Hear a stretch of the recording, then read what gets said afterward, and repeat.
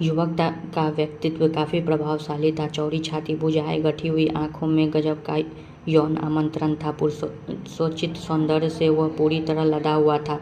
मैं उसके बारे में ही सोचती हुई सो गई। रात के कोई 2 बजे बाहर घूम रही पुलिस के जूतों की आवाज़ सुनकर मेरी आंख अचानक ही खुल गई। मैंने सोचा, जब जाग गई हूँ तो क्यों न पेशाब कर आऊँ। तभी दरवाजे पर दस्तक हुई। मेरा अंग अंग भय के मारे काँप गया। मैंने नाइट बल्ब चला दिया। युवक भी जाग गया था। मैं पलंग से उठने लगी तो उसने कहा, आप दरवाज़ा खोलने जा रही है, दरवाज़ा भूल कर भी मत खोलिएगा। पुलिस गश्त लगाकर चली गई है और बाहर हिंदू मुस्लिम आपस में कट मर रहे हैं। मैं खिड़की से सब देख रहा हूँ। इतने में दरवाजे पर भीड़ दस्तक हुई। मैं डर के मारे दोहरी हो गई। दरवाजे पर हथेलियों की थपथपाहट बढ़ती ही जा रही थी। तभी कुछ लोग मेरा दरवाज़ा तोड़ने लगे। युवा सोफे से उठकर दरवाजे के पास आकर खड़ा हो गया और चिंतित होते हुए बोला, ये लोग काफ़ी संख्या में हैं, दरवाज़ा तोड़ सकते हैं, लेकिन डरने की कोई बात नहीं है। कोई हथियार है तो ले आइए। मैं दौड़ी दौड़ी बरामदे में आई और बांस की 2 मजबूत बल्लियां लेकर कमरे में आ गई। युवक ने उन बल्लियों को दरवाजे से लगाकर कहा, बल्लियां काफ़ी मजबूत हैं, मैं इन्हें मजबूती से पकड़कर बैठ जाता हूँ। युवक में अदम्य साहस और जोश था। दरवाज़ा टूट गया, लेकिन उसने बल्लियों को नहीं छोड़ा। पर भीड़ तो भीड़ होती है। बाहर से जोरदार धक्का लगने ही एक बल्ली उसके हाथ से छूटकर गिर गई। युवक पसीना पसीना हो गया। इसी बीच पुलिस आ गई। तो दंगाइयों की भीड़ वहाँ से भाग गई। हमारी जान में जान आई। युवक बोला, शायद हम मरते मरते बच गए। आप पलंग दरवाजे से सटा कर लगा लीजिए, पलंग का सहारा पाकर दरवाज़ा गिरेगा नहीं। मैंने पलंग खींचकर दरवाजे से सटा दिया। फिर युवक से बोला, ये हिंदू मुस्लिम आपस में लड़ रहे हैं, एक दूसरे को जान से मार रहे हैं, क्या यह सही है? एक मस्जिद ही गिरी है ना, आपस का प्यार तो नहीं गिरा है। चंद धर्ममांद हिंदुओं ने मस्जिद को गिराया और ये मुसलमान पूरे हिंदू समाज को दुश्मन मान बैठे हैं। क्या ये सभी के सभी कट्टर और धर्मांध नहीं हैं? अब बहस करने से क्या लाभ? किसी भी परिवार, समाज या देश में कुछ ही लोग गलत होते हैं, लेकिन ऐसी परिस्थितियों में उनकी संख्या और ताकत बढ़ जाती है।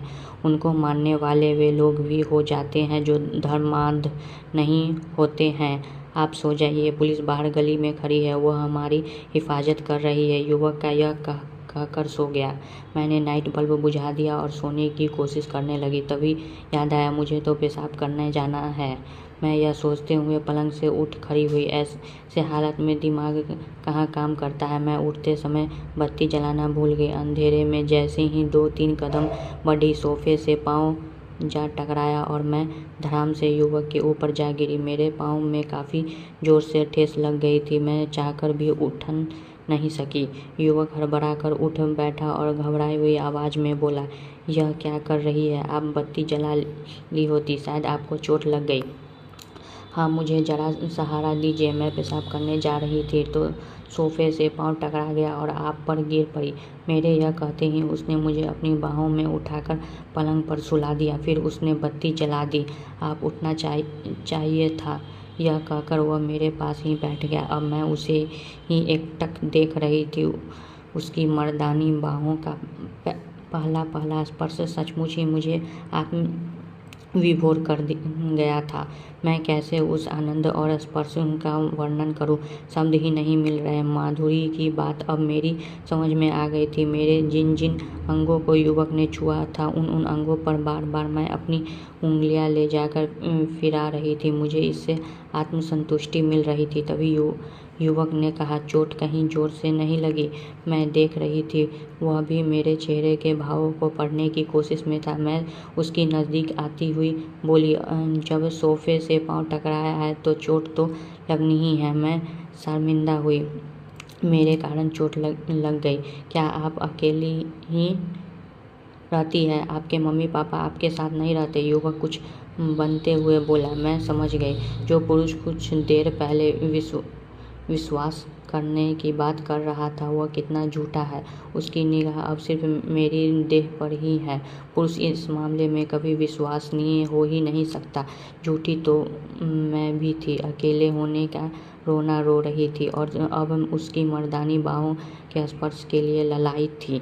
हम दोनों ही एक इंसान थे और इंसान कभी एक सा नहीं रहता, वह पल पल बदलता रहता है।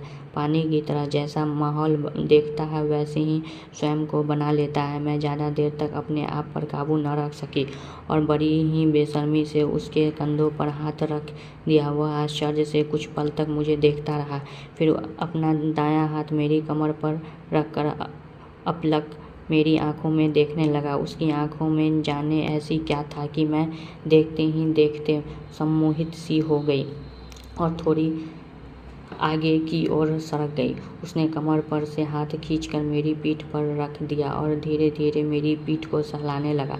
मुझे उसके हाथों के स्पर्श मात्र से ही जो शक मिल रहा था वैसा शक जीवन में नहीं मिला था। सभी शकों से अलग और विविधता लिए हुए यह सुख था। इस सुख में क्या नहीं था? रंग, रास, मिठास, गंध, स्वाद, सभी कुछ तो था। मुझे यह बात समझते देर न लगी कि अगर बदरंग जीवन को रंगीन किसी से बनाया जा सकता है तो वह स्त्री पुरुष की बाहों का स्पर्श ही हो सकता है। इतने में ही युवक ने मुझे लिटा दिया। मैंने कोई विरोध नहीं किया। मैं कुछ बोलती या समझती इससे पहले वह मेरे यौनांगों को बारी बारी से चूमने लगा। फिर उसने मेरी पलकों पर अपनी न गर्म होठ रख दिए। मैं सिटकार उठी और पलंग से उछल कर सोफे पर आ गई। युवक आंखें बंद कर हंसने लगा। मैंने आंखें नचाते हुए कहा, पकड़ो तो जानू, मुझे ललकार रही हो। युवक यह कहते हुए उठा और पलक झपकते ही पलंग से सोफे पर आ गया। मैं वहाँ से उठकर ज्यों ही पलंग पर जाने के लिए उठी, उसने मुझे अपनी बाहों में दबोच लिया। लो, अब पकड़ लिया ना? मैं खिलखिलाकर हंस पड़ी। वह कला में निपुण था। स्त्री को कैसे सहवास से पहले ही पिघलाकर मोम बनाया जा सकता है, उसको बताने की जरूरत नहीं थी। उसने एक एक करके मेरे सारे अंगों को चूम लिया था। मेरे तलवों तक को भी उसने चाटा था। मैंने पहली बार ही यह जाना था कि कोई पुरुष इस स्त्री के तलवे को चाटता चूमता है तो वह कितनी उत्तेजित हो उठती है। वह केवल चूमने चाटने में ही निपुण नहीं था बल्कि सहवास कला में भी प्रवीण था। जब वह मुझे अपनी बाहों का सहारा देकर मुझसे खेलने लगा तो मैं अनायास ही उसके होठ अपने होठों में दबाकर चूसने लगी। मैं अपने आप में थी ही नहीं। मुझे तो उसके होठ ऐसे लग रहे थे जैसे मिश्री की डली हो, उससे भी कहीं अधिक स्वादिष्ट और मीठे। अब तक मैंने जो सहवास देखे थे वे तो कुछ भी नहीं थे, बस आधे अधूरे ही थे। इसी बीच युवक ने एक दबी आवाज़ में सिटकार ली और अपना सिर मेरे सीने पर रख कर दम लेने लगा। मैं पूरी तरह से संतुष्ट हो गई थी। अब रात भी कोई खास नहीं थी। युवक सोफे पर जाकर लेट गया। मैंने सेक्स को जिस रूप, रंग और रस में भोगा था वह अब ऐसा था। हरी तीखी मिर्च तो सभी ने देखी होगी। उसको दांत से काटने के बाद आंखों में आंसू आ जाते हैं, जीभ में जलन सी होने लगती है, मुंह में पानी आ जाता है और फिर शुरू होता है शीशी करने का सिलसिला। सेक्स मिर्च की तरह तीखा तो नहीं होता है, लेकिन चरपरी मिर्च जैसी ही तासीर उसकी होती है। मिर्च सा चरपरा किंतु मीठा। मैं मन ही मन आत्मविभोर हो रही थी। सुबह मेरी आँख खुली तो वह जा चुका था। मुझे उस युवक पर बड़ा ही गुस्सा आया। वह कितना स्वार्थी था, बिना मिले ही चला गया। खैर, उसे तो जाना हो था। वह एक पुरुष जो था। पुरुष किसी से प्यार थोड़ी ही करते हैं। वैसे भी स्त्रियां भी कहाँ किसी से प्यार करती है। माधुरी किशोर से कहाँ प्यार करती है। ये स्त्री पुरुष के रिश्ते शरीर से शुरू होकर शरीर पर ही खत्म हो जाते हैं। उस युवक को अपनी रात सुखद गुजारनी थी और मुझे भी मर्दानी बाहों की स्पर्श का स्वाद चखना था। आनंद लिया दिया, बात खत्म। मेरा मन चला विदांस मन इन झमेलों में कहाँ पड़ने वाला था। मैंने एक झटके में ही रात के मधुर क्षणों को झटक दिया और बाथरूम की ओर बढ़ गई। दूसरे दिन माहौल में काफ़ी सुधार आ गया था। क्यों का असर कहीं भी नहीं था। लोग आ जा रहे थे। सड़कों पर फिर से चहल पहल शुरू हो गई थी, लेकिन मैं जाती हुई तो कहाँ। स्कूल आज भी बंद था। मैं खिड़की के पास आकर खड़ी हो गई। दंगे के बाद की स्थिति कितनी भयावह और दयनीय हो गई थी। सड़कों और गलियों की दीवारों पर खून के धब्बे साफ दिखाई दे रहे थे। दंगाइयों ने अच्छी खासी दुकानों को तोड़ दिया था।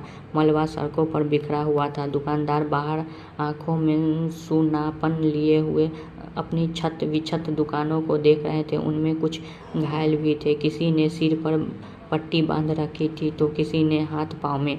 यह तो खुदा का शुक्र ही था कि हमारी कॉलोनी में मुस्लिम आबादी ज़्यादा होते हुए भी अधिक खून खराबा नहीं हुआ था। इसका एक कारण शायद यह भी था कि हमारी कॉलोनी के मुस्लिम परिवार सुशिक्षित थे। शिक्षा धर्मांधता का नशा करती है, कट्टरपंथी बनने से रोकती है। यह मेरी अपनी मौलिक सोच थी।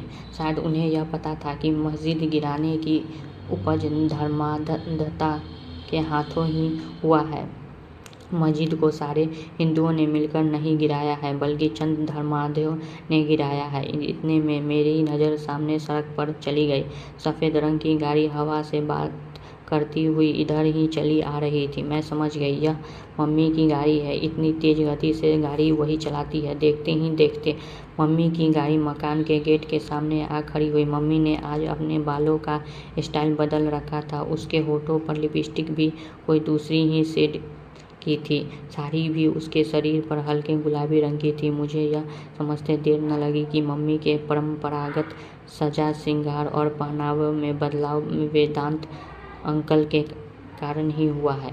मैं साहस की बुदा पड़ी। अपने मनपसंद साथी के मिल जाने पर व्यक्ति का जीवन कितना सार्थक हो जाता है। मम्मी का तो कायाकल्प ही हो गया है। पापा के लिए तो वह सजना संवरना ही भूल गई थी। भी मुझे मम्मी के पैरों की आवाज़ सुनाई दे गई। वह बड़ी ही तेज गति से सीढ़ियाँ चढ़ रही थी। मैं दरवाजे में आकर खड़ी हो गई। मम्मी मेरे करीब आते ही बोल पड़ी, बेटी अकेली तुम घर पर थी, कोई दिक्कत तो नहीं हुई?